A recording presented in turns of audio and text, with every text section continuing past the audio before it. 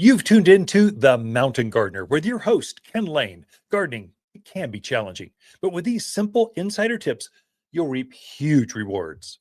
Now, let's tune into today's Mountain Gardener with Ken and Lisa. And welcome to this week's edition of The Mountain Gardener. Your host, Ken Lain, here every week talking about the landscapes of northern Arizona.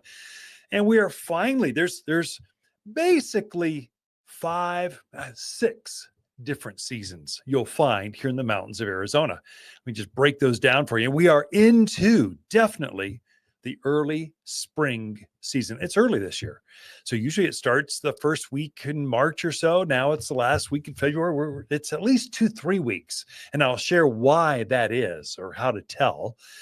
But really you've got down right now, we came from winter. Winter is December, January, February. It's when all the winter evergreens, they really shine. They outshine all the others, and they've been looking fantastic. We just shifted over to early spring.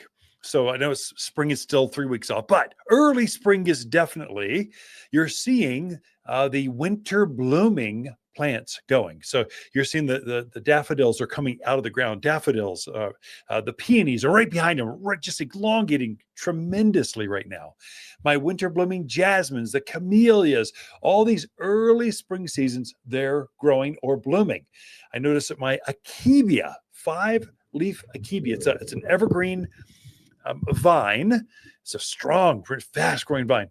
It's put on already in the last week at least a foot and a half of growth. That's early spring.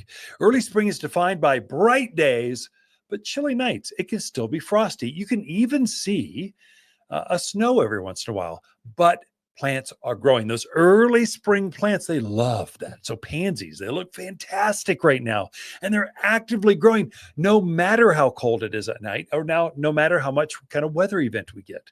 They're going to bloom no matter what. That's early spring. That goes through towards the end of April. Then we go to actual spring season. May and June is actually spring. And so you're seeing everything go in the ground then. So your tomatoes go in, we're past the risk of frost. And now we're seeing everything can be planted. So all your zinnias, the blooming things in your containers, all of the spring blooming, red buds and crab apples, everything will be blooming and growing and actively putting on new foliage. It's obviously spring, and we all want to be outdoors, including your plants. They want to grow. Then you shift over to, I defined June as its own planting season. It's perennial month. So June is, I have perennials right now, and they look pretty good. The peonies, they're here. This is the time to plant them. This is the time to buy them. But they're here, but they aren't in bloom yet. They're just actively growing. So they're fully rooted. They're robust. They're growing like crazy, but they're not in bloom. In June, all the perennials are in bloom. You have to read the tag going, oh yeah, it grows this big. I can almost smell the color by looking at the tag. No. In June, everything is blooming, and you can touch and taste and smell, and you can just see what perennials are. Those things that come back year after year. So plant it once and you're done. So annuals are those things that look good for the annual for the year, and then they die in the winter basically. So that's the difference. Then you've got summer. Summer is June through really sometime in September is summer. So summer plants are crepe myrtles and the yuccas and agaves. They're growing like crazy. All that heat loving. Oh my gosh, make it hotter, please. I want to grow now. That's roses put on a whole nother set of flowers. Your smoke bush. There's a whole series of summer blooming plants that are fabulous, brightest colors of the year right then. Then you go into fall season. That's when your aspens and maples and all your service berries are all looking fall color. Even your shrubs that were blooming back in the summer and in the spring, they've got fabulous. So your lilacs, they're starting to heavily bud up right now. They'll be in bloom in a few days, but then they go into a nice green shrub, and then they have this great fall color, this aspen gold fall color. So that's fall season. Then you're back into winter again, winter evergreen. So it was early spring, which is now. You've got spring, the traditional planting. It's when everyone puts everything in. Then you've got perennial month, June. Then you've got summer blooming things, fall color, and then winter evergreens. That's 6 seasons. So, and it's because of the altitude, the brightness, and the dryness. We just have, I don't know. That's why we live here. It's just so beautiful every month of the year. It's glorious. We don't get hot like Phoenix. We don't get bitter cold like Wyoming. Oh my gosh. Actually, a lot of Wyomans, they actually winter here in the Prescott, the northern, Arizona area. And so it's kind of a beautiful place to be. Now, I mentioned, how do you know? Ken, come on. It's going to be cold. There's got to be one more storm, one more system coming. Yeah, well, March is typically one of our wettest months of the entire year. So yeah, we will see another storm. We need to see another storm. We need more moisture. So bring it. I'll take it. The snows of March are very heavy and they don't last on the ground very long. They snow and then they melt and go away. And so it's a really good, healthy type of moisture that your landscapes, especially your trees, your evergreens, really need. And so they're counting on that. We need it. But some things are blooming and they're all actively growing. The ground is thawed and it's not going to freeze again. So the plants, they know this. They're going to, you know what? I'm going to start growing because I think it's going to be spring pretty quick.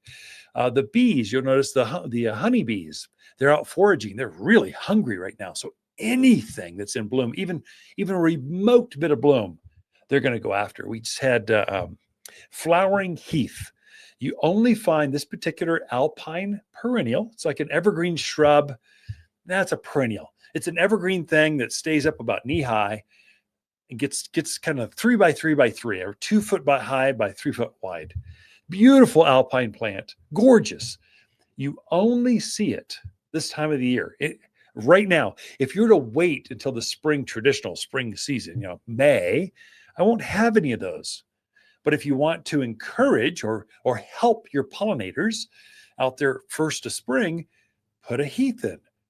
They're in full bloom right now, and the bee literally will bring them off the truck. The bees will follow us through the nursery, chasing this beautiful little plant. It's got bell-shaped flowers, just like manzanita does. It looks the same.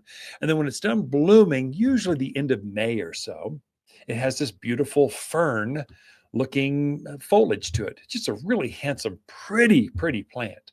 Comes in pink and white. Basically, it's a great little plant. You know it's spring when the heath starts to bloom. You know it's spring when the peonies start to elongate from their containers or from the ground. So they're active. They're not blooming yet, but you can see them actively growing. They'll literally grow.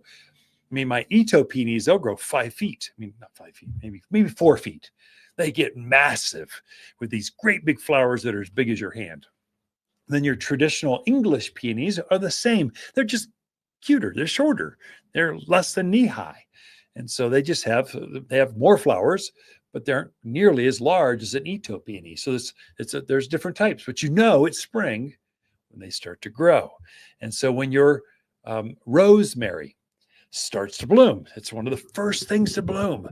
That'll be within days. It'll be in bloom with that beautiful kind of lavendery, violet kind of blue color to it, and the bees will be all over it going, oh, finally something to eat. I've been hungry. I'm going to take this back to the hive and feed the queen, so we'll make honey together. So it's that kind of unfortunately another indication is when bugs come out or when gophers are out. So I'm getting quite a few customers coming in with, oh my gosh, I don't know where all these pocket gophers came from. I can tell you, it's early spring. They've been hibernating real deep underground, and now all of a sudden they're right up, hungry because they've been hibernating and eating the roots off of your trees and shrubs. And so that's nothing to don't ignore those, because they can kill plants if left unchecked. But they're very actively growing, and mama has had babies. And they're all now, you went from 1 or 2 in the ground. Now they came out with a whole family in spring. And now there's just all this activity. You need to deal with those. If you need help with that, come see us. We're here at the Garden Center for you. We'll help you thin the numbers. Waters Garden companion plants of February are Calgary carpet juniper, lily of the valley, pinyon pines, and peony. Your grandmother would fall in love with these larger peony with so many colors to choose from. There's nothing like the enormous flowers to add stunning pops of color. Endearing springtime blooms are more than fragrant with luscious double flowers. Shop the most perennial peonies in Prescott by store or online at watersgardencenter.com. For a more fruitful garden, increase success in the landscape that just feels better, then tune in daily to the Mountain Gardener podcast. Subscribe through your favorite podcast streamer or visit watersgardencenter.com. Better yet, visit me directly right here at Waters Garden Center. Thanks for tuning in.